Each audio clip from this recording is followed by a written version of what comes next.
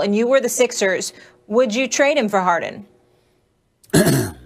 Reluctantly, I would say yes, because I'm a huge fan of Ben Simmons. He needs to shoot the ball better. I think that he is a jump shot away from being LeBron James 2.0. That's how good I think Ben Simmons is. He's the real deal in every other category: ball handling, basketball IQ, just defensively, of course, everything. And he's 6'10" with a nasty handle, and brother's special. But he ain't James Harden. Not when it comes to putting that ball in the hole. I'm getting sick and tired of people acting like they forgot who the hell James Harden really is. James Harden, ladies and gentlemen, is a person that has averaged 25 plus a game since 2012. James Harden is a dude that has averaged over 30 for the last 3 years. 30, 36, and 34 to be exact, okay? This is that James Harden. James Harden is a career 35% shooter from three-point range, 44% shooter from the field, 85% from the free throw line.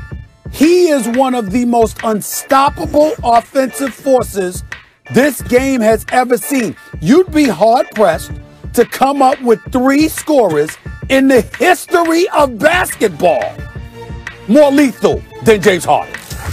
And then we have to take into account, y'all, who we're talking about here. We're talking about a Philadelphia 76ers franchise that hasn't won a title since 1983. We're talking about a coach in Doc Rivers who I personally love and profoundly respect, but was not able to get the Clippers to the conference finals in all 7 years he was in L.A. And we're talking about a guy in Daryl Morey who is a magician as an executive, highly respected and well-deserved, and I'm very fond of him as well. But in his 12, 13 years in Houston, never got over the hump. Never got them to the finals, let alone the ring. So when you have Daryl Morey, who's James Harden's former boss, in Houston, did everything he could to get James Harden that championship. He's now in Philly. And you got Doc Rivers, highly motivated, especially since I think he got a raw deal because of the bubble. I think if the Clippers had lost without any bubble, then okay, it's justified to let him go. But considering all the issues that everybody had for Doc Rivers to lose his job after the bubble, I didn't like that. But he's motivated and has something to prove. The time is now. Ben Simmons, Max, is going to be that dude 5, 10 years from now, all that stuff. Shit, hell, 3 years from now. He's that special. But he cannot shoot yet. And when you talk about Embiid and Seth Curry and Thibault and Tobias Harris and all of these brothers, and you talking about competing for the chip, you need James Harden in Philadelphia more than you need Ben Simmons right now and for the next 2 to 3 years while KD and Kyrie are in Brooklyn. Okay, first of all, one of the top 3 most lethal scorers in history, Stephen A. Michael Jordan, Kobe Bryant, Wilt Chamberlain, Kareem Abdul-Jabbar, and Kevin Durant. There's 5 right there, clearly better scorers than James Harden. I don't want to and here I'm saying I don't want to hear about the analytics. Okay. The game has changed enough. No doubt those 5 are better scorers than James Harden. Well, in their era, you would rap like we've seen those. We've seen most of those guys live. Will Chamberlain is like a different category. You know what I'm saying? 7 feet. You know. Okay. I mean, come on. No bigs. You don't want bigs. Talk about the guards. I got you. Fair enough. Okay. Fair enough. Michael Jordan, Kobe Bryant, Kevin Durant. Case closed. Harden can't score those guys. Stop. No, I can't. Kobe Bryant scored 35 points a game in an era where when the Pistons were holding teams like under 2 points a game. Okay, right. So here's the thing. You say reluctantly, you say yes, they should include Simmons. Reluctantly, now I'm on the other side of that. I was on that side. I'm on the other side. I say no. And the reason is something that Derek Bodner brought up, the guy who covers the Sixers for The Athletic. First of all, Harden has maybe 2 more years, I would say, like a realistic estimate of MVP level play. And that's who you're really trading Simmons for, because you're hoping Simmons develops into an MVP player. He ain't, as you said, he's a jump shot away, right? Even if he never gets that, he's better than just an all-star. So you want MVP Harden, and you want to pair him with Embiid, and he's 32 years old, Harden. Simmons is coming into his age 24 season. Big age difference. Simmons is 6'10", as you said. He does a lot of things. Has a broad skill set, with the exception of a jump shot that should actually age well. But maybe 2 more years for Harden. So not only are you saying okay, here's Ben Simmons. We want James Harden to help win a championship with Embiid over the next 2 seasons, and you wouldn't make them the favorite over Brooklyn, would you? Even in the East? Or what about Milwaukee? Yes, no, maybe?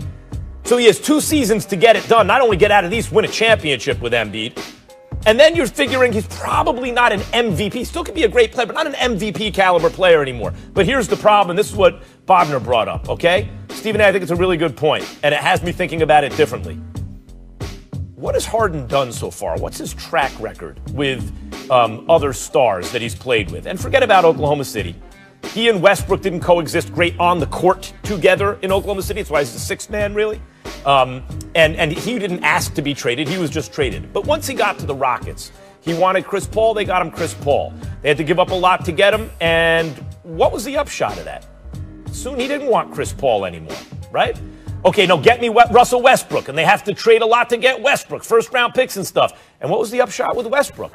Very quickly, it was like, no, I don't need Westbrook anymore. This isn't working. So not only do you have to hope that James Harden stays MVP level, and that's good enough to win a championship, but you got to hope it works with Embiid. Do you think Joel Embiid's going to be happy watching James Harden shoot 13 threes a game? I don't know about that.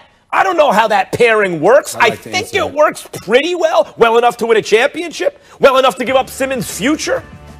I don't know. If I were Daryl Morey, and I think he's probably thinking this, I'm going to try by hook or by crook to try to package every single asset I have to get Harden without giving up Simmons or Embiid. Well, first of all, of course you want to hold on to Ben Simmons if you could.